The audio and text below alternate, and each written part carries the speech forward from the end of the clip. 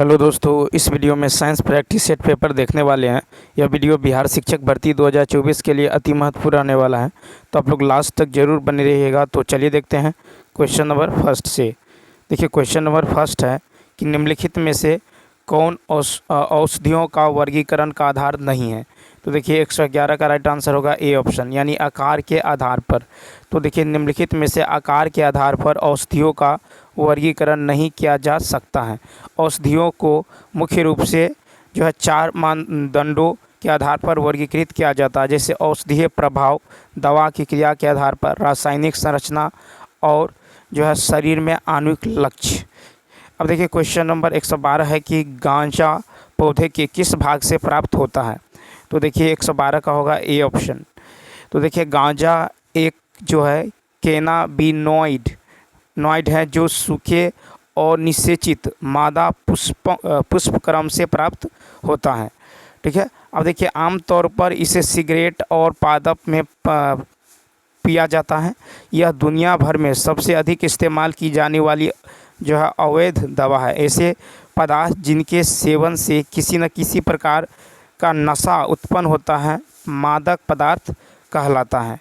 अब चलिए देखते हैं नेक्स्ट क्वेश्चन, यानी क्वेश्चन नंबर 113। और देखिए नेक्स्ट क्वेश्चन है कि परागकण की दीवार को क्या कहा जाता है। तो 113 का होगा बी ऑप्शन। तो देखिए परागकण की दीवार को जो है स्पोरोडर्म कहा जाता है। परागकण जो है नर युग्मक है। परागकण के पास एक दीवार जैसा सुरक्षात्मक जो है आवरण होता है जिसे स्पोरोडर्म परागकण की यही दीवार है। अब देखिए इसकी सामान्यतः 2 परतें होती हैं, एक तो एक साइन बाहरी परत और दूसरा होता है इंटिन आंतरिक परत। अब चलिए देखते हैं नेक्स्ट क्वेश्चन। कहता महिला प्रजनन प्रणाली का प्राथमिक यौन अंग कौन सा है। तो 114 का होगा बी ऑप्शन, यानी अंडाशय। ठीक है, क्या है तो अंडाशय। तो देखिए भाई अंडाशय जो है प्राथमिक महिला यौन अंग है। यह महिला युग्मक अंडाणु और कई स्टेरॉयड हार्मोन का उत्पादन करते हैं। प्रत्येक अंडाशय जो है बादाम के आकार का ठोस भूरे गुलाबी रंग का होता है। मादा जनन कोशिकाएं या अंडे अंडाशय में बनते हैं। अंडे को अंडाशय से पतले अंडवाहिनी या फिलोपियन ट्यूब के माध्यम से गर्भ में ले जाया जाता है। अब देखिए क्वेश्चन नंबर जो है नेक्स्ट है कि निम्नलिखित में से कौन सा प्लेटोसेंटा का कार्य नहीं है। तो सी ऑप्शन, यानी भ्रूण को कार्बन डाइऑक्साइड की आपूर्ति। तो देखिए प्लेसेंटा का कार्य नहीं है कि भ्रूण को कार्बन डाइऑक्साइड की आपूर्ति करे। प्लेसेंटा जो है मातृतंत्र को भ्रूण से जोड़ता है। यह भ्रूण के लिए पोषक तत्व प्रदान करता है। यह उन उत्सर्जित उत्पादों को भी हटा देता है जो उसके लिए हानिकारक होते हैं। यह ऑक्सीजन प्रदान करके और कार्बन डाइऑक्साइड को हटाकर गैसीय विनिमय में भी सहायता प्रदान करता है। अब देखिए नेक्स्ट है कि निम्नलिखित में से कौन सा एंजाइम बेकर के खमीर द्वारा निर्मित नहीं होता है। तो ई ऑप्शन। तो देखिए कि लैक्टेज एंजाइम बेकर के खमीर द्वारा निर्मित नहीं होता है। बेकर यीस्ट 3 एंजाइमों का उत्पादन करता है, एमाइलेज, माल्टेज और जाइमेज। एमाइलेज स्टार्च की थोड़ी मात्रा को माल्टेज में बदल देता है। माल्टेज जो है माल्टोज को ग्लूकोज में बदल देता है और जाइमेज जो है ये ग्लूकोज पर कार्य करके एथिल एल्कोहल और कार्बन डाइऑक्साइड के बुलबुले बनाता है। लैक्टेज जो है दूध की चीनी को 2 तरल शर्कराओं यानी एल्डोहेक्सीज और सुक्रोज में तोड़ता है। लाइपेज एंजाइम आंतों में वसा को पचाने में मदद करता है। 117 है कि बीओडी के संबंध में कौन सा कथन सत्य नहीं है। तो देखिए सी ऑप्शन, यानी बीओडी जितना अधिक होगा पानी की प्रदूषण क्षमता उतना ही कम होगी। तो देखिए बीओडी के संबंध में निम्नलिखित कथन सत्य नहीं है कि बीओडी जितना अधिक होगा पानी की प्रदूषण क्षमता उतना ही कम होगा। अब देखिए कि सीवेज जल का उपचार तब तक किया जाता है जब तक कि बीओडी कम न हो जाए। बीओडी परीक्षण पानी के नमूने में सूक्ष्म जीवों द्वारा ऑक्सीजन ग्रहण करने की दर को मापता है। यह बीओडी अप्रत्यक्ष रूप से पानी में मौजूद कार्बनिक पदार्थ का एक माप है। ठीक है, अब देखिए क्वेश्चन नंबर जो है, अच्छा, बीओडी की मुख्यतः 5 दिन और 27 डिग्री सेल्सियस पर मापा जाता है। Question number next 118। अब देखिए नेक्स्ट क्वेश्चन है कि निम्नलिखित में से किस रोग समूह में सभी यौन संचारित रोग शामिल हैं। 118 का होगा बी ऑप्शन।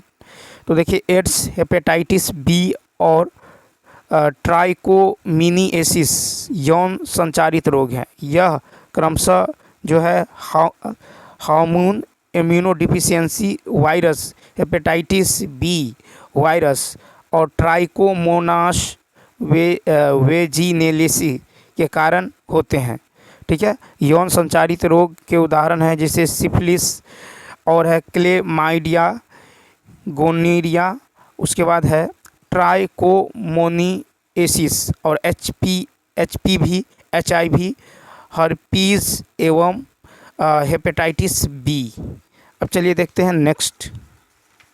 अब देखिए नेक्स्ट क्वेश्चन यानी 119 है कि निम्नलिखित में से कौन सा वायु वर्ग एसटीडी के प्रति जो है सबसे संवेदनशील है। तो 119 का ए ऑप्शन यानी 15 से 24 वर्ष। तो देखिए 15 से 24 वर्ष आयु वर्ग एसटीडी के प्रति सबसे अधिक संवेदनशील है। यद्यपि सभी व्यक्ति एसटीडी के प्रति संवेदनशील होते हैं, लेकिन 15 से 24 वर्ष आयु वर्ग में इसकी घटनाएं अधिक होती हैं। प्रजनन स्वास्थ्य देखभाल कार्यक्रमों के तहत इन बीमारियों की रोकथाम या शीघ्र पता लगाने और इलाज पर प्रमुखता से ध्यान दिया जाता है। नेक्स्ट, अब देखिए 120 है कि एक सामान्य यूकैरियोटिक कोशिका का आकार होता है। तो इसका जो राइट आंसर होगा ये हो जाएगा आपको 120 का ए ऑप्शन। तो देखिए एक सामान्य यूकैरियोटिक कोशिका का आकार 10 से 20 माइक्रोमीटर होता है। प्रोकैरियोटिक कोशिका आमतौर पर यूकैरियोटिक कोशिकाओं से छोटी होती है और सबसे तेज़ी से गुणन करती हैं। बैक्टीरिया, नीले हरे शैवाल, माइकोप्लाज्मा और पीपीएलओ यानी प्लूटोनिमोनिया जैसे जीव प्रोकैरियोटिक कोशिकाओं के प्रकार हैं। प्रोकैरियोटिक का आकार जो है 0.1 से 5 माइक्रोमीटर व्यास तक होता है। प्रोकैरियोट्स सामान्यतः एकल कोशिका वाले सूक्ष्मजीव होते हैं। नेक्स्ट है कि विस्थापित होने पर अस्थिर संतुलन के द्रव्यमान का केंद्र किस प्रकार हो जाता है। ए ऑप्शन यानी निम्न। तो देखिए विस्थापित होने पर अस्थिर संतुलन के द्रव्यमान का केंद्र जो है निम्न हो जाता है।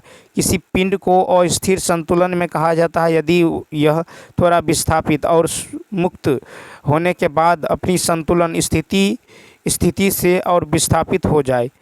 अब देखिए क्वेश्चन नंबर जो है नेक्स्ट 122। देखिए 122 है कि निम्नलिखित में से कौन सा सामान्य ठोस का वर्णन करता है। 122 का होगा बी यानी असंपीड़ित। तो देखिए असंपीड़ित सामान्य ठोस का वर्णन करता है। किसी ठोस में अंतर आणविक आकर्षण बल बहुत मजबूत होते हैं जो इसे असंपीड़ित बनाते हैं। अब देखिए कोई द्रव जो है बिना जो है शियर स्ट्रेस का प्रवाह नहीं करता है। अब चलिए देखते हैं नेक्स्ट क्वेश्चन। अब देखिए तरल पदार्थ जो है अर्ध जो है संपीड़ित होती हैं, अर्ध संपीड़ित होते हैं। द्रव किसी पदार्थ का वह गुण है जो प्रवाह कर सकता है। नेक्स्ट है कि चुंबक के उत्तरी ध्रुव को एक स्थिर ऋणावेशी चालक के निकट लाया जाता है। ध्रुवों पर इसके द्वारा अनुभव किया जाने वाला बल क्या है। तो 123 का सी ऑप्शन यानी 0। तो चुंबक के उत्तरी ध्रुव को एक स्थिर ऋणावेशी चालक के निकट लाया जाता है। ध्रुवों पर इसके द्वारा अनुभव किया जाने वाला बल क्या होगा, 0 होगा। ठीक है, चुंबक के उत्तरी ध्रुव पर कोई बल अनुभव नहीं होगा क्योंकि एक स्थिर आवेश कोई चुंबक क्षेत्र उत्पन्न नहीं करता, इसलिए ध्रुवों पर चुंबक द्वारा अनुभव किया जाने वाला बल 0 होगा। यदि आवेश विराम में है तो विद्युत क्षेत्र उत्पन्न करता है। Question number next. अब देखिए 124 है कि क्लोरोप्लास्ट के भाग को पहचाने। तो बी ऑप्शन में देखिए क्लोरोप्लास्ट जो है थैलेकॉइड। ठीक है, तो देखिए कि क्लोरोप्लास्ट प्लास्टिड होते हैं जिनमें जो है हरा वर्णक क्लोरोफिल होता है। ठीक है, हरा वर्णक क्या होता है? क्लोरोफिल। तो ये है थैलेकाइड। ठीक है, ये क्या है? तो थैलेकाइड। ठीक है, थैलेकाइड। अब चलिए देखते हैं कि रंग के आधार पर लवक 3 प्रकार के होते हैं। एक तो हरित लवक अथवा क्लोरोप्लास्ट, वर्णी लवक अथवा क्रोमोप्लास्ट एवं अलवर्णी लवक अथवा ल्यूकोप्लास्ट। 125 कहता ऐसे यौगिक जिनकी रासायनिक प्रतिक्रियाशीलता समान होती है लेकिन संरचनाएं जो एक दूसरे की दर्पण छवियां होती है, उन्हें किसके रूप में जाना जाता है? 125 का सी, यानी अनैंटिओगर्स, सी ऑप्शन। ठीक है, ऐसे यौगिक जिनकी रासायनिक क्रियाशीलता समान होती हैं लेकिन संरचनाएं एक दूसरे की दर्पण छवियां होती हैं, ठीक है, उन्हें एनेंटिओमर्स के रूप में जाना जाता है। 126 एंजाइम उत्प्रेरक से किस प्रकार भिन्न है? C option. तो देखिए एंजाइम जो है कार्बनिक उत्प्रेरक या जैव उत्प्रेरक होते हैं, हालांकि अकार्बनिक उत्प्रेरक उच्च तापमान और उच्च दबाव पर कुशलता से कार्य करती हैं। ठीक है, उच्च तापमान और उच्च दबाव पर कुशलता से कार्य करती हैं। अब चलिए देखते हैं नेक्स्ट क्वेश्चन नंबर 127। देखिए 127 है कि शुद्ध पदार्थों को किस प्रकार वर्गीकृत किया जाता है? सी ऑप्शन, यानी तत्व और यौगिक। तो तत्व और यौगिक मिलाकर शुद्ध पदार्थ बनाते हैं क्योंकि उनकी संरचना निश्चित होती है। क्या होती है? तो निश्चित होती है। यौगिक की विशेषता है कि यौगिक तत्वों के निश्चित अनुपात में संयोग से बनती है। प्रत्येक यौगिक शुद्ध एवं समांगी पदार्थ का होता है। किसी यौगिक के गुण उसके अवयवी तत्वों के गुणों से भिन्न होते हैं। ठीक है, यौगिक के अवयवों को साधारण भौतिक विधियों द्वारा विभाजित नहीं किया जा सकता क्योंकि यह बहुत प्रबल बंधों द्वारा बंधे होते हैं। नेक्स्ट, निम्नलिखित में से कौन सा कार्बनिक यौगिक का वर्गीकरण है? E option. तो देखिए कार्बनिक यौगिक को मोटे तौर पर खुली श्रृंखला और बंद श्रृंखला यौगिकों में वर्गीकृत किया जाता है। Question number 129। देखिए 129 है कि कौन सा सही सुमेलित है? तो 129 का होगा डी ऑप्शन। तो देखिए एसिड की जो पीएच सीमा होती है ये 7 से क्या होती है? कम होती है। पानी एकमात्र विलायक है जिसका पीएच 7 यानी उदासीन होता है। शुद्ध जल का पीएच मान 7 होता है। क्षारकीय विलयन का पीएच मान 7 से अधिक होता है। ठीक है, क्या होता है? तो 7 से अधिक होता है। और पीएच बराबर होता है, पीएच बराबर -log10⁻H+। ठीक है, क्या होता है? -log10⁻H+। अब देखिए 130 कौन सा पेड़ प्राकृतिक रबर प्राप्त करने के लिए लेटेक्स देता है? तो बी ऑप्शन। तो देखिए प्राकृतिक रबर हेविया ब्रासिलिएंसिस पेड़ के लेटेक्स से प्राप्त होता है। हेविया पेड़ एक दूधिया सफ़ेद लेटेक्स का जो है उत्पादन करता है। यह एक जलीय सीरम में महीन इमल्शन के रूप में मौजूद प्राकृतिक रबर जैसा हाइड्रोकार्बन होते हैं। इसी इमल्शन से प्राकृतिक रबर संसाधित कर प्राप्त किया जाता है। और देखिए रबर जो है सीस पॉली आइसोप्रीन है। 131। नेक्स्ट देखिए नेक्स्ट है निम्नलिखित में से कौन सा तत्व आवर्त सारणी के समूह 16 से संबंधित नहीं है? तो बी ऑप्शन। तो देखिए फास्फोरस आवर्त सारणी 16 के वर्ग से संबंधित नहीं है। आवर्त सारणी के समूह 16 में 5 तत्व शामिल है, ऑक्सीजन, सल्फर, सेलेनियम, उसके बाद है टेल्यूरियम और पोलोनियम। ठीक है, अब देखिए आवर्त सारणी के समूह 15 में शामिल तत्व हैं नाइट्रोजन, फॉस्फोरस, आर्सेनिक, एंटीमनी और बिस्मथ। आवर्त सारणी समूह 14 में शामिल है, जो है 14 में जो शामिल है यह है CSIGE। ठीक है, उसके बाद है SNPB प्लम्बम। ठीक है, उसके बाद देखिए क्वेश्चन नंबर 132 है कि ऑक्सीजन से ओजोन बनाने के लिए निम्नलिखित में से किस विधि का उपयोग किया जाता है? तो बी ऑप्शन, यानी साइलेंट इलेक्ट्रिक डिस्चार्ज। तो ऑक्सीजन से ओजोन बनाने के लिए साइलेंट इलेक्ट्रिक डिस्चार्ज विधि का उपयोग किया जाता है। अब देखिए क्वेश्चन नंबर जो है क्वेश्चन नंबर 133, निम्नलिखित में से कौन सा सल्फर डाइऑक्साइड का गुण नहीं है? 133 का सी, गंधहीन सल्फर डाइऑक्साइड का गुण नहीं है। सल्फर डाइऑक्साइड के रासायनिक और भौतिक गुण निम्नलिखित है, जैसे यह रंगहीन गैस होती है, यह उत्तेजन और तीव्र मंद गंध वाली गैस होती है, यह अम्लीय ऑक्साइड होती हैं, यह जल में बहुत अधिक विलय होती हैं। सल्फर डाइऑक्साइड को जब जल में धोला जाता है तो सल्फ्यूरस अम्ल बना लेती हैं। सल्फर डाइऑक्साइड में बहुत गंदी, तीव्र और तीखी गंध होती है। यह एक प्रकार दम घुटने वाली गैस है जो सल्फर यौगिकों को अतिरिक्त ऑक्सीजन में जलाने पर निकालती है। ठीक, अब देखिए यह एक रंगहीन गैस है और ऑक्सीजन पर परमाणु की इलेक्ट्रोनिगेटिविटी के कारण ध्रुवता के साथ मुड़ी हुई आकृति दिखती है। ठीक है, और संरचना सूत्र है OSO। नेक्स्ट, अब देखिए 134 है, क्वेश्चन नंबर 134 कि निम्नलिखित में से किसके कारण साबुन में झाग बनता है? B option, sodium rosinate. साबुन में झाग सोडियम रोशिनेट के कारण बनता है। रोशीन एक रासायनिक यौगिक है जो एक गोंद है जिसे साबुन बनाते समय मिलाया जाता है। साबुनीकरण के दौरान यह सोडियम रोशिनेट बनाता है जो झाग बनाता है।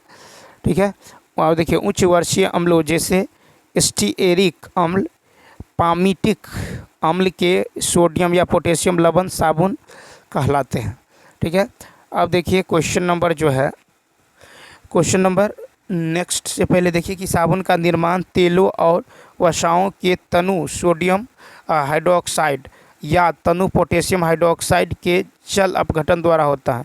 जल वशीय अम्लों के सोडियम अथवा पोटेशियम जिनमें संतृप्त वशीय अम्लों के लवणों का अनुपात अधिक होता है उन्हें कठोर साबुन कहते हैं।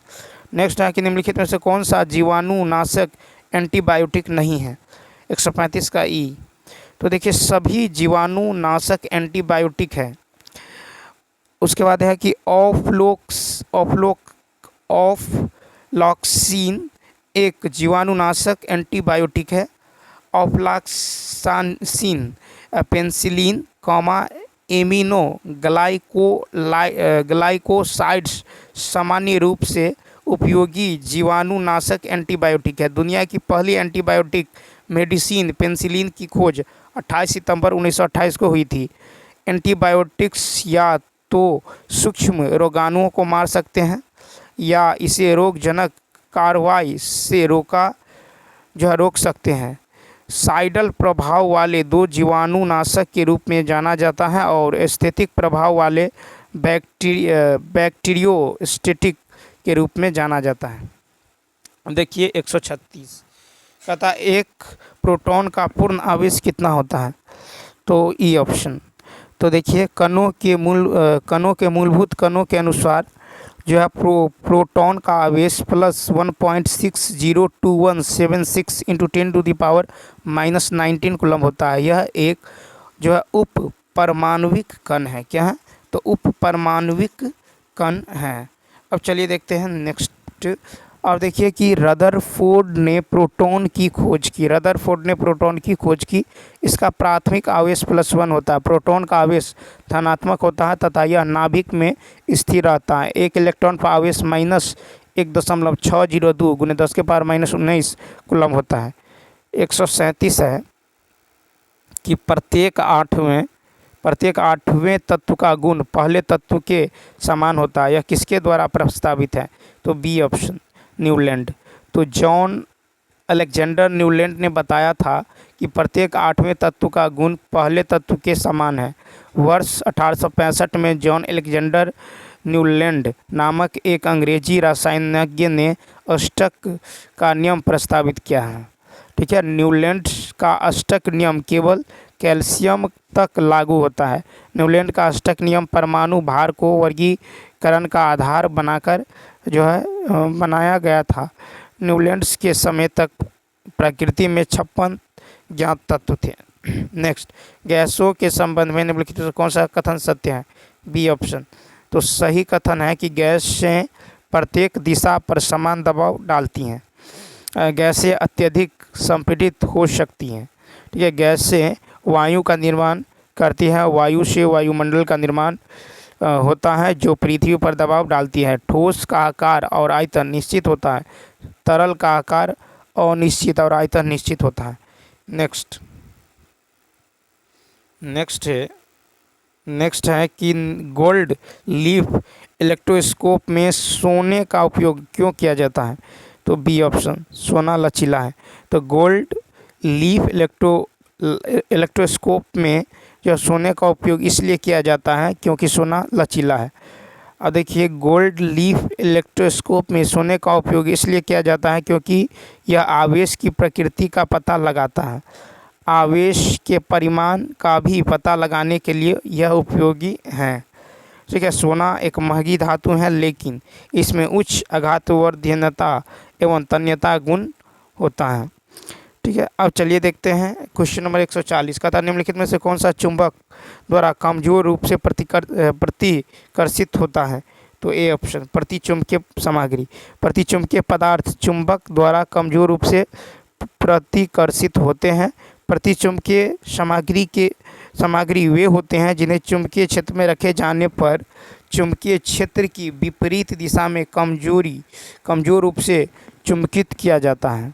ठीक है, अब देखिए, प्रतिचुंबकीय गुण प्रायः उन पदार्थों में पाया जाता है जिनके परमाणुओं में संख्या कम होती है। प्रतिचुंबकीय पदार्थ के परमाणु का नेट चुंबकीय आघूर्ण भी शून्य होता है। ठीक है, अनुचुंबकीय पदार्थ किसी चुंबकीय क्षेत्र में रखे जाने पर क्षेत्र की दिशा में आंशिक रूप से चुंबकित होते हैं। नेक्स्ट है कि जब प्रकाश विरल माध्यम से सघन माध्यम में जाता है तो आवृत्ति और तरंग दैर्घ्य का क्या होता है? 141 का डी ऑप्शन क्या होता है? तो देखिए, जब प्रकाश विरल माध्यम से सघन माध्यम में गुजरता है तो प्रकाश की तरंग दैर्घ्य बदल जाती है लेकिन आवृत्ति अपरिवर्तित रहती है। अतः प्रकाश की आवृत्ति में कोई परिवर्तन नहीं होता, केवल तरंग दैर्घ्य जो है बदलता है। अब क्वेश्चन नंबर 142 है कि एक अवतल दर्पण पानी में रखा जाता है। दर्पण की फोकस दूरी में क्या परिवर्तन होना चाहिए? सी ऑप्शन, वही रहता है। तो अवतल दर्पण की फोकस लंबाई माध्यम की प्रकृति पर निर्भर नहीं करती है, अतः दर्पण को पानी में रखने पर भी उसकी फोकस दूरी वही रहेगी। ठीक है, क्या रहता है? तो वही रहता है। अब देखिए क्वेश्चन नंबर 143, निम्नलिखित में से कौन सा प्रकाश का एक रूप है जिसके फोटोन समान आवृत्ति साझा करते हैं और जिनकी तरंग दैर्घ्य एक दूसरे के साथ जो है पाथ में हैं?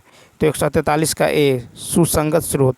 सुसंगत प्रकाश का वह रूप है जिसमें फोटोन समान आवृत्ति साझा करते हैं और जिनकी तरंग दैर्घ्य एक दूसरे के साथ चरण में होती हैं। सुसंगत स्रोतों के मामले में तरंगों के बीच चरण अंतर स्थिर होनी चाहिए। ठीक है, उसके बाद देखिए, दो तरंगों के बीच पाथ का अंतर उनके द्वारा तय की गई दूरी के पाथ अंतर जो है रचनात्मक और विनाशकों दोनों प्रकार के तरंग जो है हस्तक्षेप को निर्धारित करने का कार्य करता है। ठीक है, उसके बाद देखिए क्वेश्चन नंबर 144 है, निम्नलिखित में से कौन सा समय मापन के लिए सबसे सटीक परिमाण देता है? D option. तो देखिए, परमाणु घड़ियाँ समय मापने के लिए सबसे सटीक उपकरण है। सबसे सटीक परमाणु घड़ी स्विट्जरलैंड में स्थित सीजियम परमाणु घड़ी है। परमाणु घड़ी एक अत्यंत ही यथार्थ आवृत्ति स्रोत या घड़ी जो विद्युत चुंबकीय क्षेत्र लगाए जाने पर सीजियम जैसे विशिष्ट पदार्थों के अणु अथवा परमाणुओं की अनुनाद आवृत्ति से नियंत्रित होती हैं। परमाणु मानक समय एक परमाणु में उत्पन्न आवधिक कंपन पर आधारित होती हैं। नेक्स्ट देखिए, सीजियम परमाणु घड़ी में एक सेकंड का समय सीजियम 133 परमाणु की मूल अवस्था के 2 प्रति सूक्ष्म स्तरों के बीच जो है पर पारसमन के अनुरूप विकिरण के जो है 9192631770 कंपन के लिए आवश्यक समय के रूप में लिया जाता है। 145 कहता 10 किलो एक वस्तु को 20 मीटर की ऊंचाई तक उठाया जाता है, इसकी स्थितिज ऊर्जा का परिमाण क्या है। तो देखिए यहाँ पे हम देखें तो Pe बराबर होता है mgh, ठीक है, mgh, या फिर m बराबर क्या है, तो यहाँ m बराबर है 10 kg, ठीक है, स्मॉल g का मान है 10 मीटर पर सेकेंड स्क्वायर, ठीक है, और h का मान कितना है 20 मीटर, h का मान कितना है 20 मीटर। तो Pe बराबर हो जाएगा Pe बराबर mgh, m यानी 10 गुने g का मान 10 और गुने h का मान 20, ये हो जाएगा 2000 जूल। क्या होगा 2000 जूल, यानी ई ऑप्शन। क्या होगा तो 2000 जूल यानी ई ऑप्शन। अब देखिए नेक्स्ट है कि निम्नलिखित में से गर्म खून वाला जानवर कौन सा है, तो ए ऑप्शन। तो देखिए कबूतर गर्म खून वाला जानवर है। गर्म रक्त वाले जानवर एवश वर्ग के अंतर्गत आता है। एवश वर्ग में पक्षी शामिल है जो अपने पंखों, चोंच और पंखों के रूप में कार्य करने वाले संशोधित अग्रपादों द्वारा पहचाने जाते हैं। कबूतर एवीज वर्ग के होते हैं और उनका खून गर्म होता है, इसलिए वे अपना शरीर का तापमान स्थिर रख सकते हैं। पक्षी उड़ने के लिए जो है अगली टांगें पंखों में परिवर्तित हो जाती है।